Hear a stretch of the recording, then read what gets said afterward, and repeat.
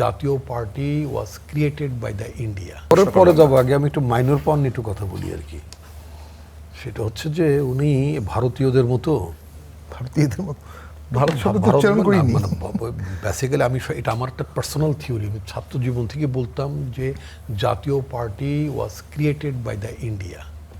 এটা আমার পজিশন, এটা আমার অ্যানালাইসিস।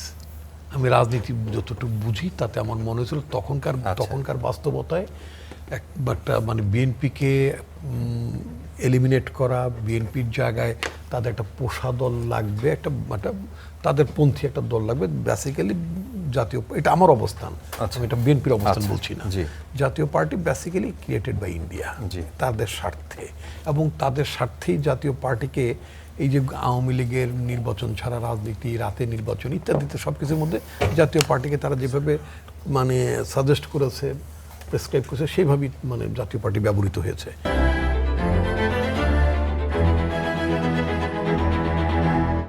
রিসেন্টলি আপনি দেখবেন ইন্ডিয়ানদের তরফে ইনক্লুসিভ পলিটিক্স, ইনক্লুসিভ সোসাইটি, এই আলোচনাগুলো আসে। ইনক্লুসিভ কার সাথে? আরে ডাকাতের সাথে মানুষের কোনদিন ইনক্লুসিভিটি হয় নাকি? খুনির সাথে কোনোদিন মানুষের কোনদিন ইনক্লুসিভ হয় নাকি? সাপের সাথে মানুষের কোনদিন ইনক্লুসিভ হয় নাকি? কিসের সাথে ইনক্লুসিভ? জার্মানের নাজি পার্টি নিষিদ্ধ হয়ে গেছে ওখানকার। এখন তো এরা যে বিনিয়ে বলতে পারে ইনক্লুসিভলি, এটি তো বিরাট বড় গণতান্ত্রিক এনভায়রনমেন্ট, এখনও তারা বলতে পারে। বাংলাদেশে আজকেও তো মানে আমি আইরিন খানের স্টেটমেন্ট পড়লাম, 1400 মানুষ মাত্র 36 দিনে 1400 মানুষকে আপনি কিল করেছেন। 135টা শিশু মায়ের মানে কলতির ভিতরে, শত মানুষ, কেউ এক চোখ হারিয়েছে, কেউ দু চোখ হারিয়েছে, পঙ্গুত্ব বরণ করছে। এমনি একটা, সেটা কি ব্যক্তি দল হিসেবে আওয়ামী লীগের দায় নেই? দল হিসেবে ওনাদের দায় নেই? ওনারা কি এটাকে অপোজ করেছে? ওনারা বলেছে যে স্টপ ইট, এটা এই কাজগুলো ভালো হচ্ছে না, এগুলো করা ঠিক হচ্ছে না। তারা তো কেউ বলেন না, তখন তারা চুপ করে কুলুপ মেরে বসেছিলেন। আচ্ছা, এই দায়িত্ব তো তাদেরও নিতে হবে, এবং তারা নিয়েছে। পলিটিক্যালি তারা আইসোলেট হতে এখন যে অবস্থাতে, এটা তো মোটামুটি একটা নাই পার্টি হয়ে গেছে এটা। এখন আমি যদি বলি সেটা হচ্ছে যে উনি যেই মানে কি বলে ভবিষ্যতে গৃহযুদ্ধ পর্যন্ত উনি দেখে ফেললেন। কাদের?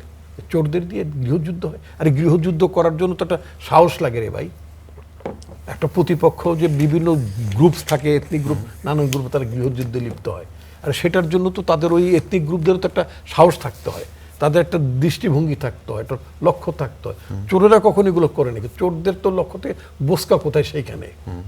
উনি স্বপ্ন দেখছেন যে ভবিষ্যতে গৃহযুদ্ধে একজন আরেকজনকে মেরে ফেল। হাউ ইট কামস, কি বলে? সেটা তো কোনো বিষয় না। রাজনীতি, যেই দলটি এখন পর্যন্ত এবং তাদের অনুসারী এখন পর্যন্ত যাদের ন্যূনতম অনুতপ্ত না, যাদের মধ্যে রিমোর্স নাই, যাদের মধ্যে কোনো রিগ্রেট নাই, যারা কাজটা ভুল হয়েছে, অন্যায় হয়েছে। শেখ হাসিনা তো 81 সালে 6 বছর পরে তো তিনি বাংলাদেশে এসেছিলেন, তার বাবার মারা যাওয়ার পরে। তো উনি তো বাকশাল রিভাইভ করেন নাই। মানুষ যেটা করে, বাবা মায়ের সর্বশেষ ইচ্ছাটাকে বাস্তবায়ন করে, চিন্তা করে। তো শেখ মুজিবের সর্বশেষ চিন্তা ছিল বাকশাল, বাংলাদেশ কৃষক শ্রমিক আওয়ামী লীগ। উনি দেশে আসার পরে আর উনি বাকশাল রিভাইভ করেন নাই। উনি আওয়ামী লীগ নামে রাজনীতি করেছেন। এক পর্যায়ে ভোটে জেতার জন্য ওনাকে উনি বলেছেন যে আমাদের ভুল হয়েছে, আপনারা আমাদেরকে একবারের জন্য ক্ষমা করেন। তো উনি রক্ষী বাহিনী, ভুলটা কি? রক্ষী বাহিনী ক্রিয়েট করা। ভুলটা হচ্ছে মানুষ খুন করা, গুম করা, পত্রিকা বন্ধ করা, মানবাধিকার হরণ করা, এগুলো তো ভুল।